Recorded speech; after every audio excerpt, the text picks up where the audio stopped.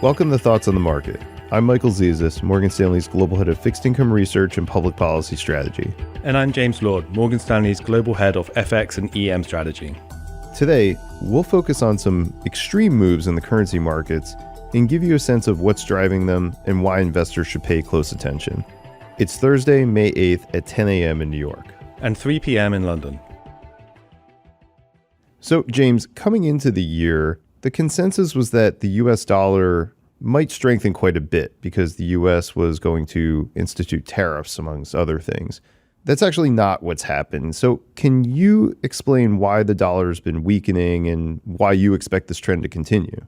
I think a big factor for the weakening in the dollar, at least in the initial part of the year, before the April tariff announcements came through, was a concern that the US economy was going to be slowing down this year. I mean, this was against some of the consensus expectations at the beginning of the year. In our year ahead outlook, we made this call that the dollar would be weakening because of the potential weakness in the US economy, driven by slowdown in immigration, limited action on fiscal policy, and whatever tariffs did come through would be kind of damaging for the US economy. And this would all sort of lead to a big slowdown and a kind of end to the US exceptionalism trade that people now talk about all the time. And I think since April 1st or April 2nd tariff announcements came, the tariffs were so large that it raised real concerns about the damage that was potentially going to happen to the US economy. The sort of methodology in which the tariff formulas were created raised a bit of concern about the credibility of the announcements. And then we had this constant on again, off again, on again, off again tariffs that just created a lot of uncertainty.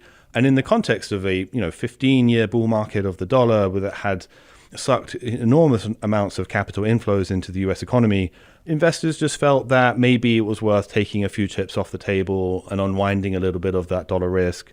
And we've seen that play out quite notably over the last month. So I think it's been, really those concerns about growth, but also this sort of uncertainty about policy in general in the context of a big bull run for the dollar and fairly heavy valuations and positioning. Those have been the main issues, I think. Right. So we've got here this dynamic where there are economic fundamental reasons the dollar could keep weakening, but also concerns from investors overseas, whether they're ultimately founded or not, that they just might have less demand for owning US dollar denominated assets because of the US trade dynamic.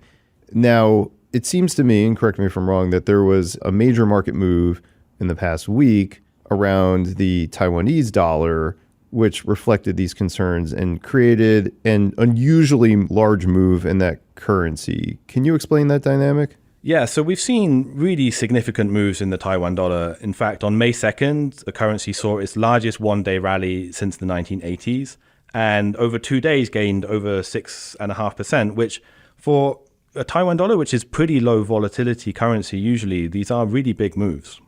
So in our view, the rally in the Taiwan dollar, and it was remarkably big, we think it's been mostly driven by Taiwanese exporters selling some of their dollar assets with a little bit of foreign equity inflow helping as well. And this is linked back to the sort of trade negotiations as well. I mean, as you know, like one of the things that the US administration has been focused on is currency valuations. Historically, many people in the US administration believe the dollar is very strong. And so there has been this sort of issue of currency valuations hanging over the trade negotiations between the US and various Asian countries. And local media in Taiwan have been talking about the possibility that as part of a trade negotiation or trade deal, there could be a currency aspect to that, where the US government would ask the Taiwanese authorities to try to push Taiwan dollar stronger. And, I think this sort of media reporting created a little bit of not just a little, a significant shift from Taiwanese exporters where they suddenly rushed to sell their dollar deposits to get ahead of any possible effort from the Taiwanese authorities to strengthen their currency. The central bank is being very clear on this. We should have to point this out, that the currency has not been part of the trade deal, and yet this hasn't prevented market participants from acting on the perceived risk of it being part of the trade talks. So, Taiwanese exporters own a lot of dollars. Corporates and individuals in Taiwan hold about $275 billion worth of FX deposits. And for an $800 billion or so economy, that's pretty sizable. So we think that dynamic, which has been the biggest factor in pushing Taiwan dollar stronger. Right. So the Taiwan dollar is this interesting case study then in how U.S. public policy choices might be creating the perception of changes in demand for the dollar, changes in policy around how foreign governments are supposed to value their currency, and investors might be getting ahead of that. Are there any other parts of the world where you're looking at foreign exchange globally where you see things mispriced in a way relative to some of these expectations that investors need to talk about? We do think that the dollar has further to go. I mean, on the downside, it's not necessarily linked to expectations that currency agreements will be part of any trade agreement, but we think the Fed will need to cut rates quite a bit on the back of the slowdown in the US economy, not so much this year, but Mike Gapin and Seth Carpenter and the US economics team are expecting to see the Fed cut to around 2.5% or so next year. And that's absolutely not priced. And so I think as this slowdown, and this is more of a sort of traditional currency driver compared to some of these other policy issues that we've been talking about. But if the Fed does indeed cut that far, I do think that that's going to put some meaningful pressure on the dollar and on a sort of interest rate differential perspective. And when we look at what is mispriced and correctly priced, we see the Fed as being mispriced, but the ECB is being quite well priced at the moment. So as that weakening downward pressure comes through on the dollar, it should be reflected on the euro leg, and we see it heading up to 1.2. But just on the trade issue, Mike, what's your view on how those trade negotiations are going? Are we going to get lots of deals being announced soon? Yeah, so the news flow here suggests that the U.S. is engaged in multiple negotiations across the globe and are looking to establish agreements relatively quickly, which would at least give us some information about what happens next with regard to the tariffs that are scheduled to increase after that 90-day pause that was announced earlier in April. We don't know much beyond that.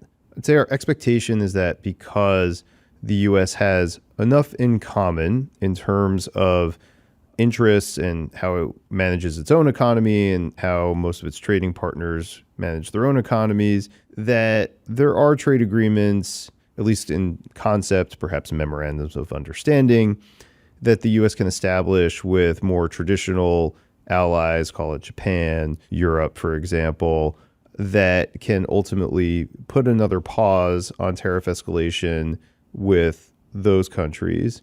We think it'll be harder with China, where there are more fundamental disagreements about how the two countries should interact with each other economically.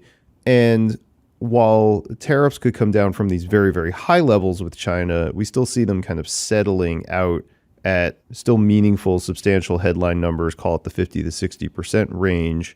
And while that might enable more trade than we're seeing right now with China because of these 145% tariff levels, it'll still be substantially less than where we started the year, where tariff levels were, sub 20% for the most part with China. So there is a variety of different things happening. I would expect the general dynamic to be we are going to see more agreements with more counterparties.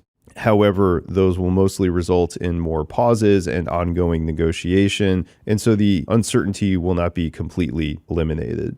And so to that point, James, I think I hear you saying that there is potentially a difference between sometimes currencies move based on general policy uncertainty and anxieties created around that. But ultimately, you want to anchor to the sort of the core fundamentals of what drives currency, monetary policy expectations, relative growth expectations. And that's mostly what's governing your view from here, particularly on the US dollar. Is that right? Yeah, that's right. That's safer ground, I think, for us as currency strategists to be anchoring our view to, because it's something that we deal with day in, day out for all economies. The impact of this uncertainty variable it could be like, I think directionally supports a weaker dollar, but sort of quantifying it, understanding like how much of that is in the price. Could it get worse? Could it get better? That's something that's a little bit more difficult to sort of anchor the view to. So at the moment, we feel that it's pushing in the same direction as the core view, but the core view, as you say, is based around those growth and monetary policy drivers. All right, so best practice here is let's keep continuing to anchor to the fundamentals in our investment view, but sort of recognize that there are substantial bands of uncertainty that are driven by U.S. policy choices and by investors' perceptions of what those policy choices could mean. So, James, conversations like this are extremely helpful to our audience. We'll keep tracking this carefully. And so I just want to say thank you for taking the time to talk with us today. I really enjoyed it. Looking forward to the next one. Great. And thank you for listening. If you enjoy the podcast, please leave us a review wherever you listen to podcasts and share thoughts on the market with a friend or colleague today. The preceding content is informational only and based on information available when created. It is not an offer or solicitation, nor is it tax or legal advice. It does not consider your financial circumstances and objectives and may not be suitable for you.